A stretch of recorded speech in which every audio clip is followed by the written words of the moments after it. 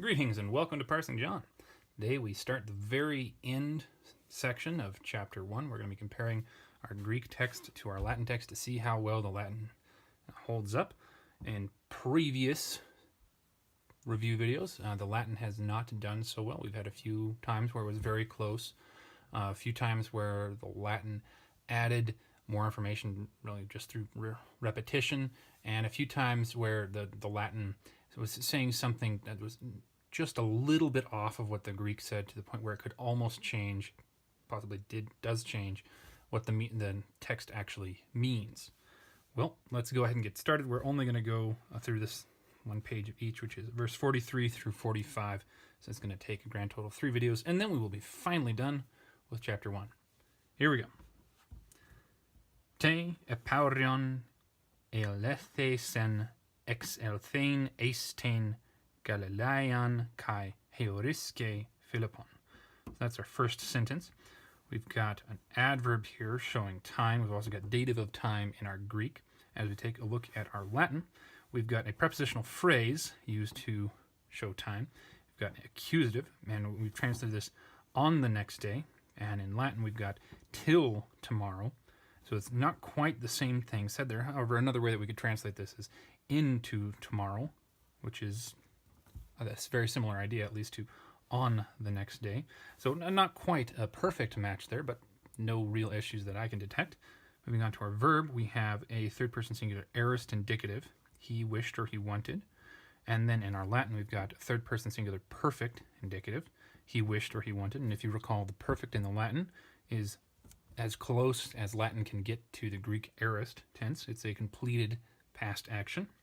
Moving on to our infinitive, we've got the aorist active infinitive. And then here in the Latin, we've got the present active indicative. Oh, sorry, why did I write indicative? Oops.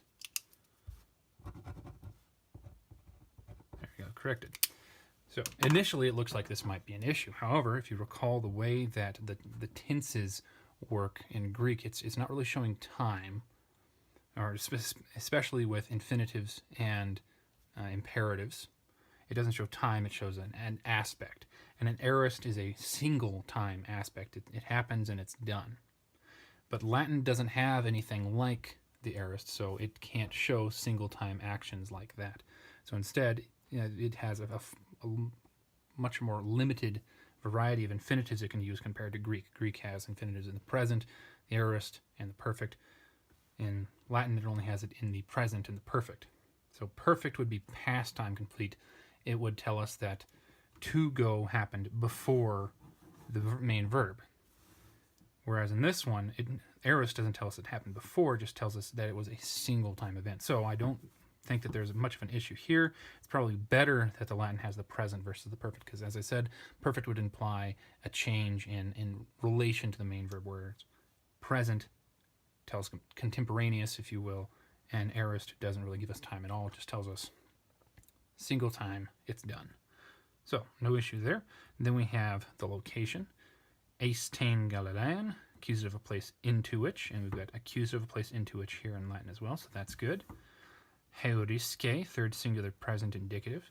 In when it, we had 2 different options here. We could either have the third singular present indicative or the perfect, since this is a 4th conjugation verb. We couldn't tell without looking at the Greek. And since the Greek is a present tense, we should go with the present tense also in the Latin. Circle that, cross off the perfect, and we can move on. Okay, and then we have Philip as the direct object. Philip is the direct object. So far, so good. Next sentence. And he says to Jesus, Legei here is third singular present indicative. And as we take a look at dicit, it is also third singular present indicative, which is good. We have Ho Jesus, Jesus is our subject, and the US there tells us that Jesus is our subject again. That's good. Then we've got a indirect object with autoi and an indirect object with ei. So exact match there. It's good. Then we've got the command, sequere in Latin and akoluthei in Greek. We've got second singular present imperative, and it takes the dative in its object, and so Latin's not necessarily going to have that. So take a look at sequere here. We have the second person singular, and it's a deponent, so that doesn't change the meaning of the word. It just changes the type of word that Latin has. So present, good. Those match. We have a either accusative or ablative here. I don't think I remembered then, and I still don't remember now whether or not sequere takes an ablative. I don't think it does. I think it just takes accusative. So no issue with this being dative and that being accusative. It's just the two different ways that the languages work. We can move on.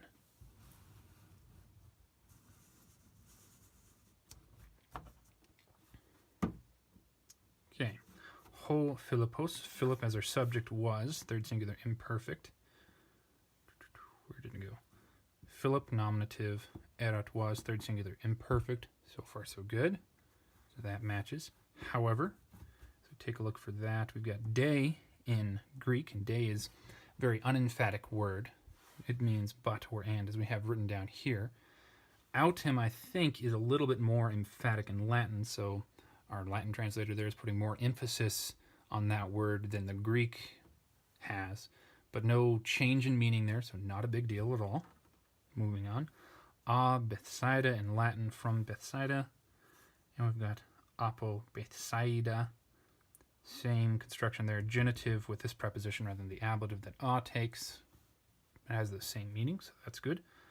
And we have from the city, ektes poleos, origin. And then in Latin, we don't have any ek, we just got civitate. And civitate means either state or city. Since this means city in the Greek, we should assume that civitate is intended here as city rather than state or citizenship. And an ablative can show us a place from which, or an ablative of origin, I think is, no, brain failure there. But ablative of separation, ablative of place from which, maybe it is actually ablative of origin. My brain's just misfiring, as it always does. So ablative right there, even without the preposition, can fulfill the purpose that ek in the Greek has, so those match up. They've got of Andrew and of Peter, genitive and genitive of Andrew and Peter, good. Verse 44 also matches. That's nice. Let's move on up. See, all the Greek is still visible. Good. Philip as our subject finds, and we just put a hash over that, which means we've parsed it before. It's right up there. Third singular present indicative. And we have third singular present or perfect indicative with Philip as our subject. Since the Greek is present, we should assume that this was intended as present and not perfect. So they match. Nathaniel in the Latin does not decline any more than he declines in the Greek, but the Greek gives us an article, and that clears up his function there. Latin, unfortunately, does not give anything like that, so that's something that the Latin author could have included, could have thrown in a demonstrative, which would have made it more clear for us, but no other article has really had a corresponding demonstrative in Latin, so it's just more information that would have been nice, but we don't necessarily have to have. Moving on. And he says to him, indirect object, third singular present, and then looking up here at dicit a, third singular present indicative, and indirect object, still a match, which is good. Now we come to our direct quote. We have hon, our accusative singular masculine direct object, and then third singular aorist with Moses as our subject. And as we take a look at the Latin, we've got accusative singular masculine of qui quae quod, which is relative pronoun just like hon is. Scripsit is third singular perfect, aorist and perfect. Those two are close enough, that's good.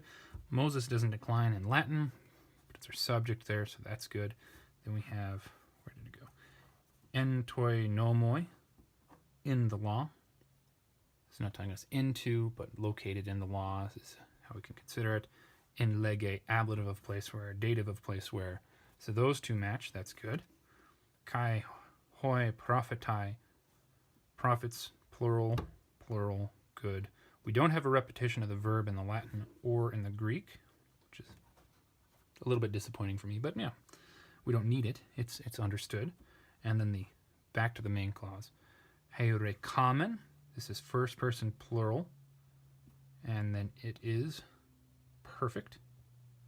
Then we take a look at our Latin. We've got first person plural present or perfect. Since this is perfect, we should treat this one as a perfect rather than a present. That reminds me. Finds. Where's the other one? There it is. There we go. We have found Jesus direct object. Jesus direct object. Son is predicate accusative. Son, again, is predicate accusative, so that's good. And then we have, in the Greek of the Joseph, we have an article to tell us the case of Joseph, which does not decline. Barely in this green, sorry. And then here we don't have an article. We just have to assume the function of Joseph on context. And since we've already got a name there, genitive is the logical solution for what Joseph is doing there. We have the one from Nazareth, apon Nazaret, a Nazareth. So those two match. No article in the Latin, of course. So taking a look at the text that we have so far, our Latin is very, very close. We've got something a little bit different here, which could frankly be my fault for misunderstanding that time construction going on here. Could be. That's something you can look up on your own and prove me wrong. If so, please comment below. Other than that, we've got a present infinitive versus an aorist infinitive, but the idea behind the aorist infinitive in Greek is very different from anything that Latin can do, so that's fine.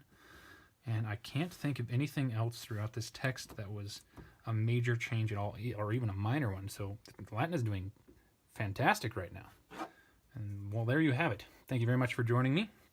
Our next video will be covering the next bit of text, which I believe is, according to the piece of paper outside of the screen, verse 46 through verse 48, and that will be out on Wednesday. Again, thank you very much for joining me. I hope taking a look at this has been helpful for you, and I hope you continue along with me as we finish Chapter 1 and prepare for Chapter 2. Have a good day.